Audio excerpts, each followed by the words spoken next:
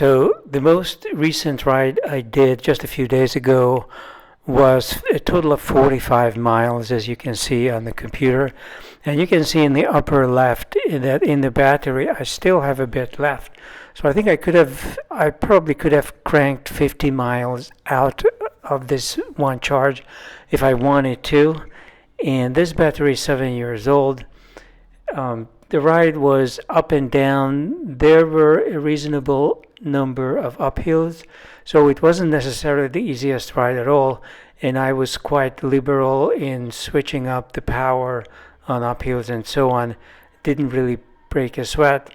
So it just goes to show how much of a range you can crank out of a 7-year-old battery if it's a good quality piece.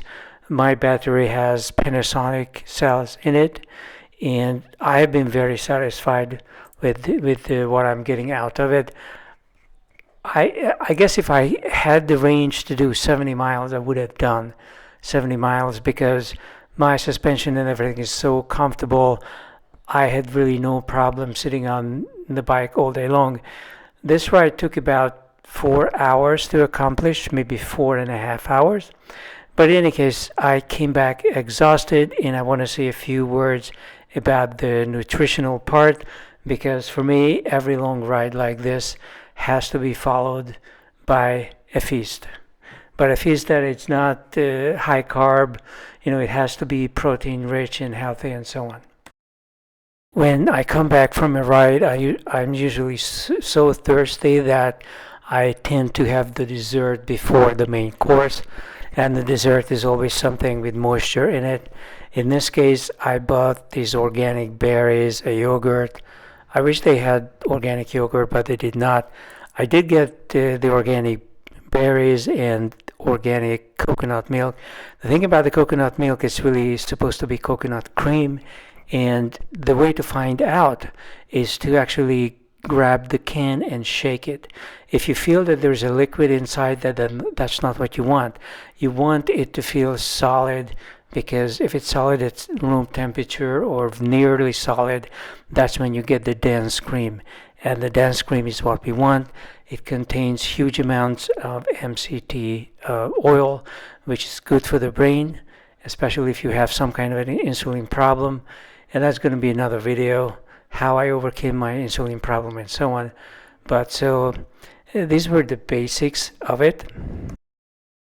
But I also had to sweeten it a little bit more and enhance it in some way.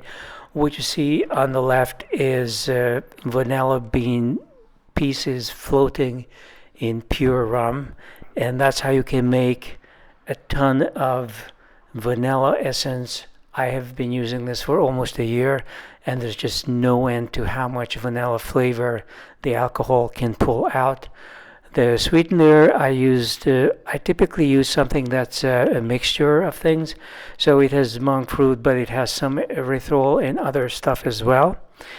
A recent study gave erythritol a bad name, but I just have a hard time believing that if you eat small amounts here and there, that would cause a problem.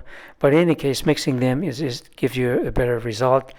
Xylitol, it's supposed to be beneficial because it disrupts the metabolism and reproduction of negative bacteria, so it ultimately kills them, but it also causes diarrhea.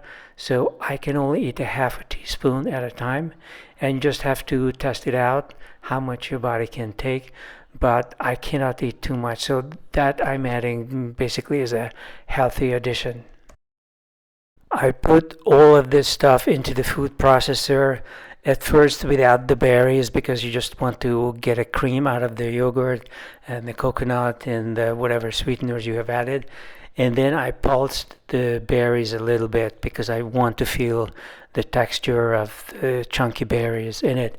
But this was the first thing that I had to inhale because I was just so thirsty and it was so hot outside. It was about 80 degrees. Then I started to do the beer thing. I don't frequently drink beer, but when it comes to the weekend feast after a long ride, I just can't resist. So this is a big can. This is almost 20 fluid ounces. and I put in a half of a lemon.